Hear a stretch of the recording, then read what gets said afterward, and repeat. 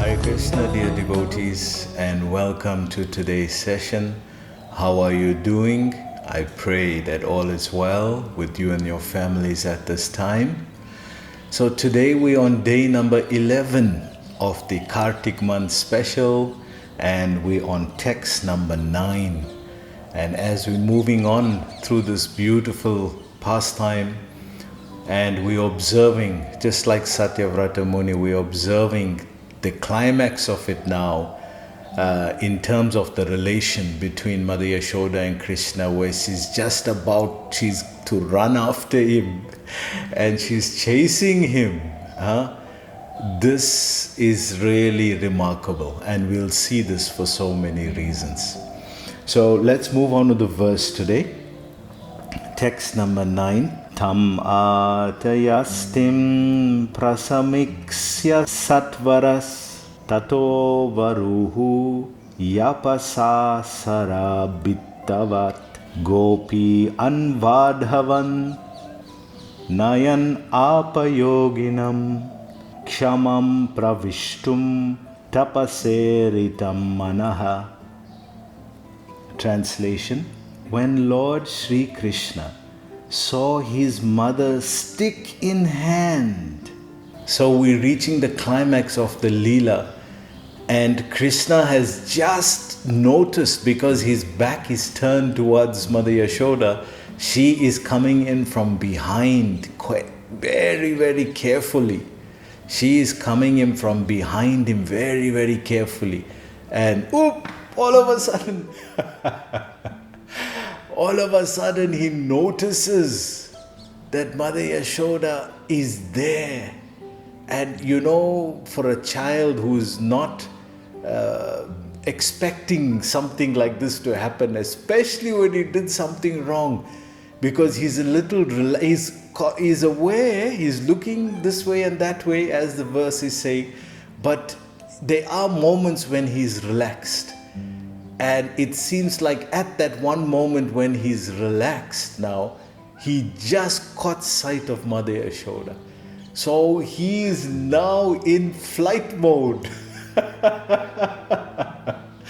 And he's just completely, it's like, oh my God. Now who is he? He is God. Who is he going to call to? So Krishna is completely in a panic. He's completely in a panic.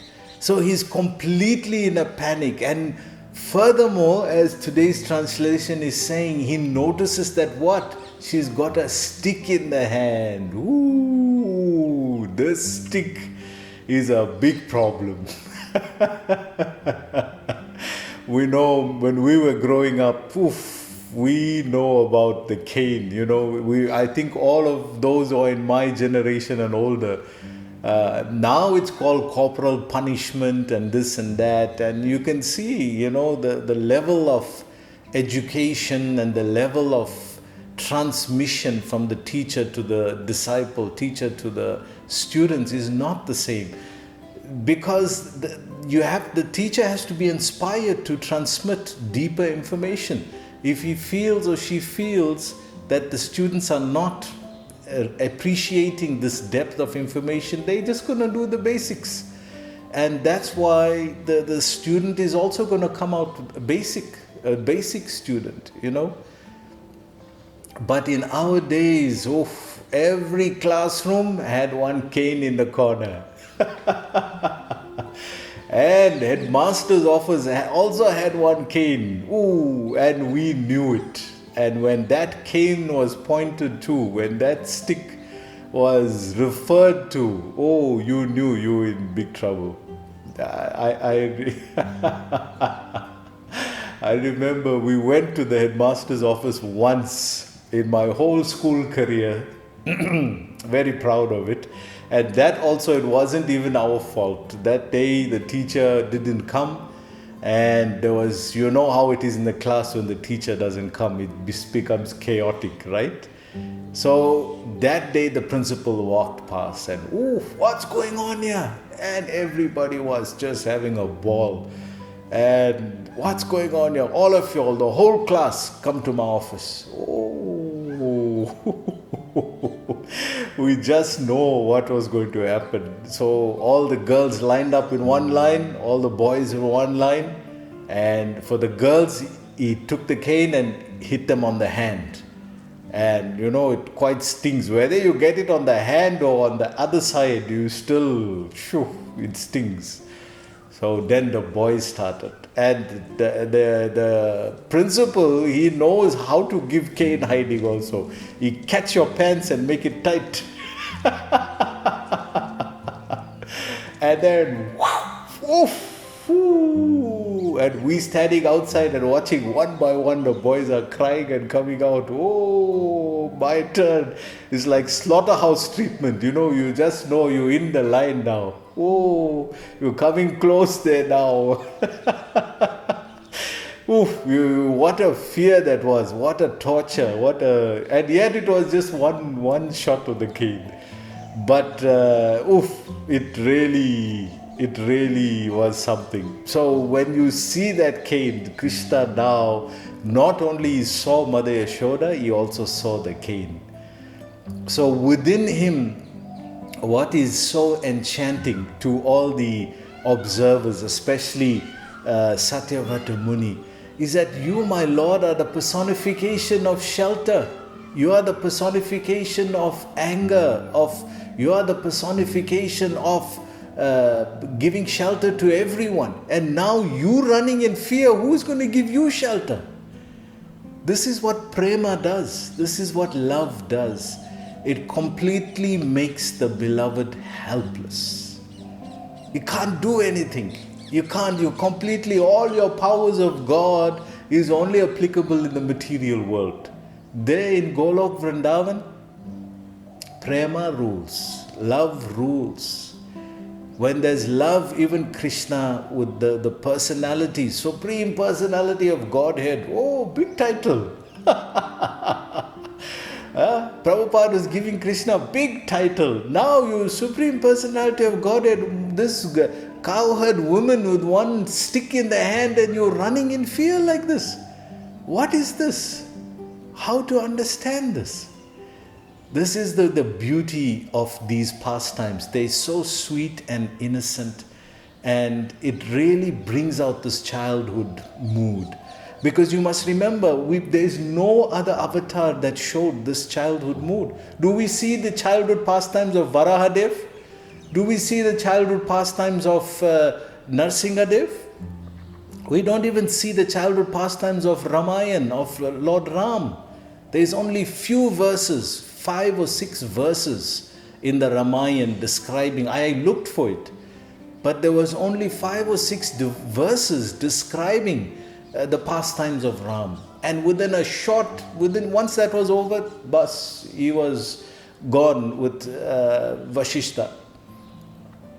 So it was so enchanting to see in Srimad Bhagavatam, where 40 chapters describing Krishna's Vrindavan pastimes. 40 chapters. The first 40 chapters are based in Vrindavan, and the next 50 chapters are based in Dwarka. 90 chapters make up the 10th canto. So 40 chapters of beautiful exchange between Krishna and the inhabitants of Vrindavan. And especially a major chunk of that is this Bala Rupa, this childhood pastime. Yesterday I was listening to Dina Bandhu Prabhu.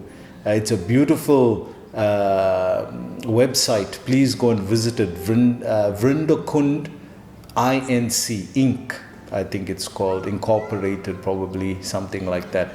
But every day he's giving nectar on the different places. So the other day he went to Raval, and from Raval he spoke about Lalali Lal, the baby form of Krishna and the baby form of Radharani. So, and in that temple in Raval, where Radharani was born, he was describing that there is the only place in the universe where you'll see the baby form of Radharani crawling. It was so beautiful to see that and remember that. And yesterday he did on Brahmanda Ghat. Brahmanda. This Brahmanda is what Mother Yashoda saw in Krishna's mouth. That's why it's called Brahmanda Ghat. She saw the whole Brahman, the whole material universe in the mouth of Mother Yashoda. Brahmanda Ghat. So that Ghat is named after her there, named after that pastime. But in near Brahmanda Ghat, there is also this beautiful temple of Chintaharan Mahadev. And you know what is Chinta? Chinta means anxiety, problems. So Krishna didn't want Mother Yashoda to be in anxiety. So just like 1 kilometer away from Brahmanda Ghat is this beautiful temple of Mahadev that's there. And it has 1,111 Shivalings there in that temple, all carved into one lingam. It's really remarkable. You can go and visit it. And there in that temple, there is a beautiful deity of Mother Yashoda pulling Krishna's ears. So this is the other thing. If you don't get the cane, the ears get pulled. Because why? You don't listen. Now when you pull the ears, you listen. So in this temple, Mother Yashoda is pulling Krishna's ears. So he must be did something wrong. So you can see this beautiful Leela. Somebody is looking at this. Can you imagine you see like the president of a country and somebody is pulling his ears. Somebody is chasing him with a stick. His mother is chasing him with a stick. His mother is pulling his ears. How you'll relate? Because your relationship is like a yogi, sadhana bhakti. This is what this verse goes on to explain, that the yogis are trying to catch Krishna by their austerity, their tapasya. This is not the process. This is what Satyavani Muni is looking at this and saying, we're doing all this austerity, this sadhana for so long times, under the water, there in the mountains, Himalaya, sitting around the fire, Vrikasur cutting his body, so many things you're doing, and we can't get you, my Lord. Here, this elderly girl, woman out of all, Prabhupada ends a purport with that, describing this is a woman, this is a lady, who is able to control the Lord, the Supreme Lord like this. And not only that, she's created fear in him, just with a stick. Some stick that they found there. What is that, a special stick?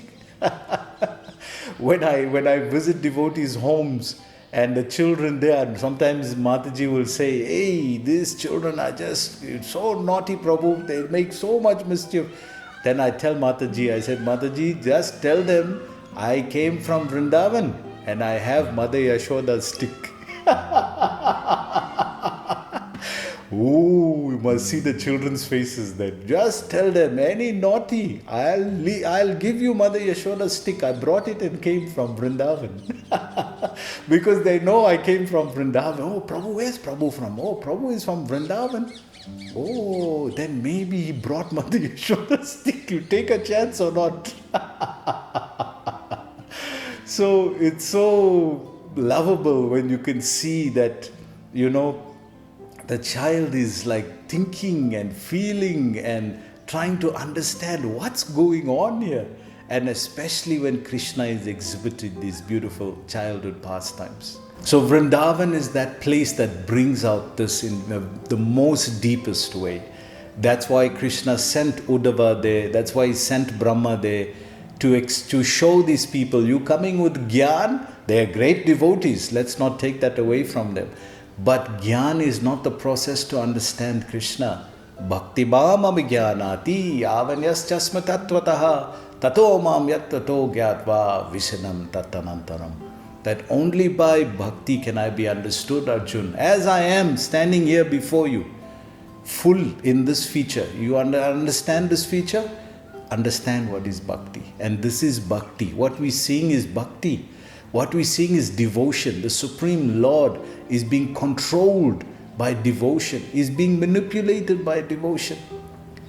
I'm just remembering in Braj, there used to be this sweet pastime of when baby Krishna and Balaram were just born. So they were crawling around. So it was coming close for the Namkaran. They had the Namkaran ceremony, the name-giving ceremony. So their names were given by Garga Muni. You remember in that secret location, he gave their names. This one will be named Balaram, the white one, and this one, the dark one, will be named Krishna. So he gave their names. So from that day onwards, the mothers started to call them by their names. But the child doesn't know that this is my name at first. So the boys will be playing, and then Rohini will be one side and Yashoda will be one side, and they'll call Krishna, Aao beta aao. And then both will turn around. Because for them, they're only hearing the sound. They don't know their name as yet. They don't know their name. So when Mother Yashoda will say Krishna, both will turn around. And Rohini will say Balaram, and both will turn around. So both were responding to the sound and not to the name. So the devotees say, just see, my Lord, we are taking, Hanuman took shelter of your holy name and was able to do such great activities as conquering the whole of Sri Lanka. And we take shelter of your holy name to cross over this ocean of birth and death. And yet you yourself don't know your holy name in this feature. Just see what prema does. That even love can make you forget your holy name. He doesn't know his name at that time. That's why he's not responding. So it's such a beautiful appreciation that in light of prema, of pure love, pure unalloyed, ananya bhakti, in light of pure love, Krishna is completely helpless. So this is what we as devotees spend our whole life trying to understand. What is pure devotional service? What is pure love of God? What is pure love of Krishna? Because what is that in light of anything material? We're going to see Prabhupada in this verse also compares this to the yogis. And this translation also speaks about that. Let's see. He very quickly got down from the top of the mortar and began to flee, as if very much afraid. So Krishna has finally noticed, and he now is in a panic, and he jumped off the mortar. He forgot about the monkeys and everything. I'm sure they must have ran away also. And he is now running.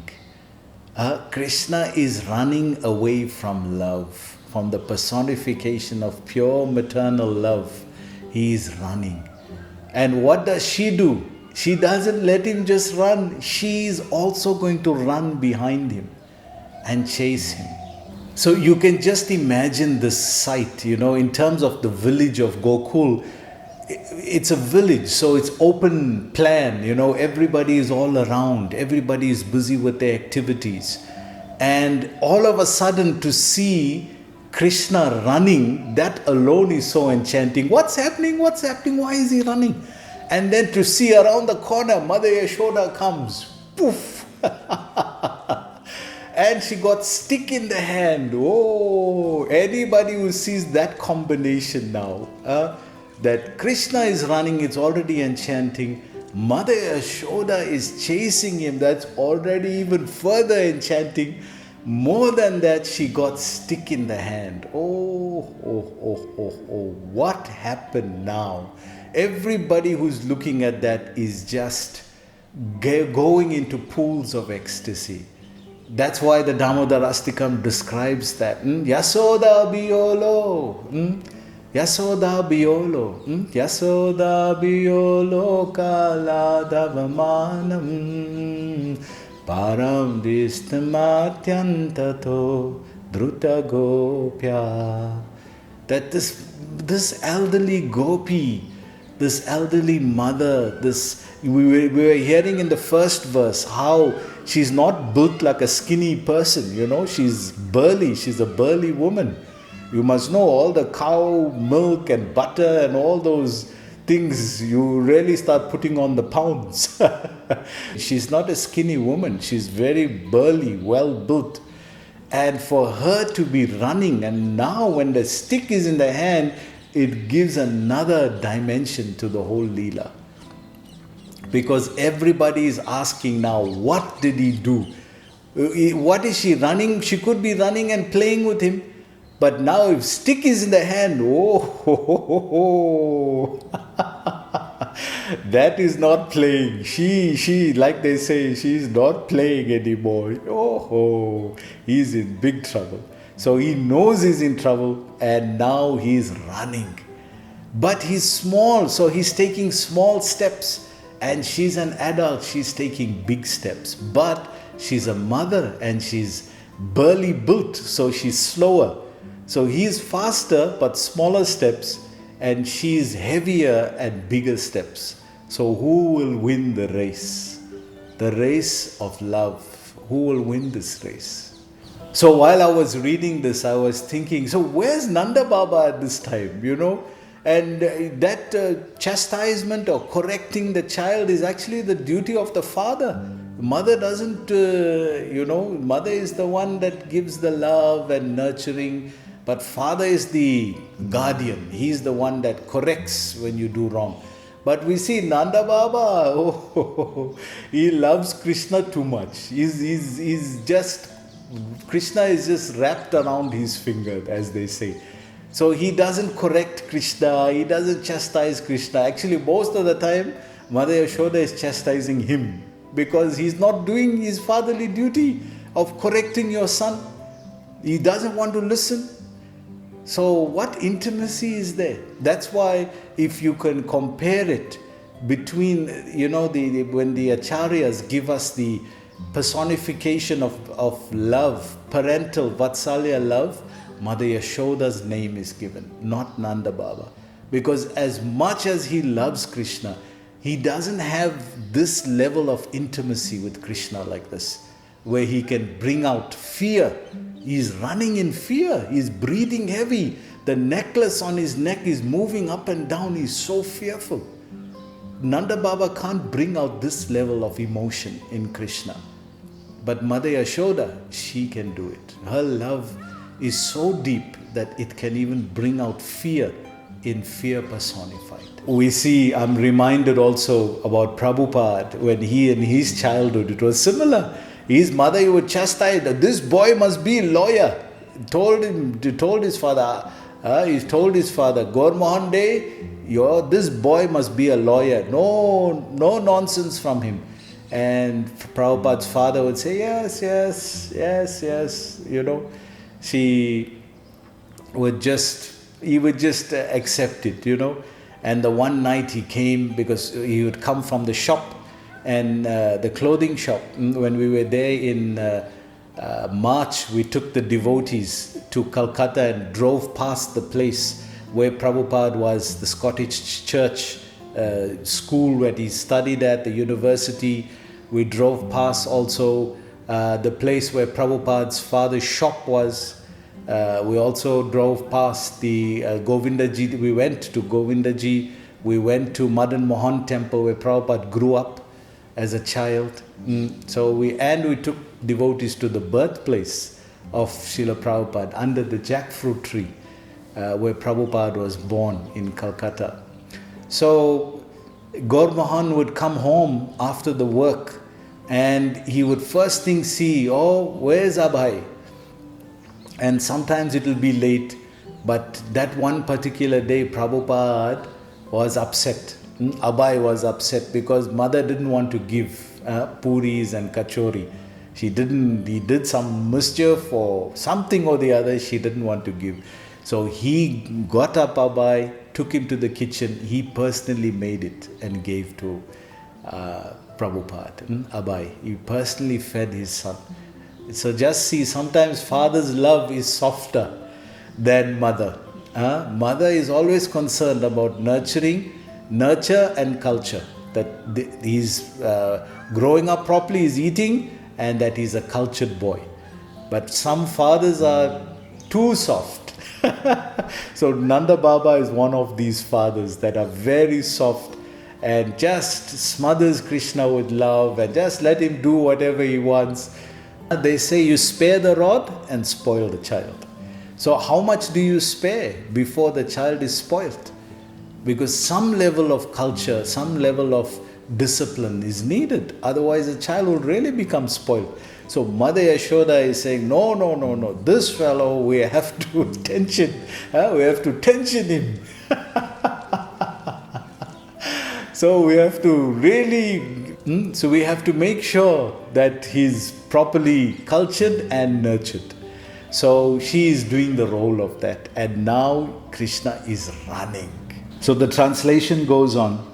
Although yogis try to capture him as Paramatma by meditation, desiring to enter into the effulgence of the Lord with great austerities and penances, they fail to reach him. So we can understand why as well, because even yogis can't reach Krishna. Here Mother Yashoda is doing it. Why? Because all we're doing, any type of connection to the Supreme Lord in this material world, that is not prema bhakti. That's why Prabhupada's teachings is so unique, because it's simply teaching love of God. It's simply teaching bhakti, devotion, nothing else. Anything else is a bartering process. You cannot reach Krishna with that. Anything else is some tinge of material connection is there. That's why all the yogis, what they simply want to do, can they exhibit their yogic power in the spiritual world? No, because that world is run with a different dimension. That world is governed by prema, by love. But here we can play the role of God. Okay, we'll benedict you. What you want? You want to be like God. You want to do just like Vrikasur. He wanted to the same powers as that when he touches anyone's head, the head fall out. We know that towards the end of Krishna book, last 5 chapters, towards the end of Krishna book, that pastime comes of Vrikasur. And he was cutting flesh off his body just to get Lord Shiva to come there. So why are we doing austerities? If we look at it in a deep way, we'll see it's all selfish. It's not based on love. It's all selfish. We want something. As soon as you want something, then it's not prema anymore. That's why Prabhupada uses the word unalloyed, pure devotional service. Think about these words. Because as soon as we want anything, that means there is a material connection to it. Because what do we know beyond matter? So anything we want, God can give. But Krishna himself becomes powerless in the presence of pure love. That's why he tells the gopis, na parehatam, I cannot repay you. I cannot repay you. Please accept me as the reward, because it is nothing material you want. You don't want anything material. Then what can I give you? I can only give material things. So we see, we even come to the limits of God. This is what bhakti does. It takes the unlimited being and limits him in the presence of prema, of love. In bhakti, we can even find the limits of God. What is that limit? That he can't give anything that is based with love.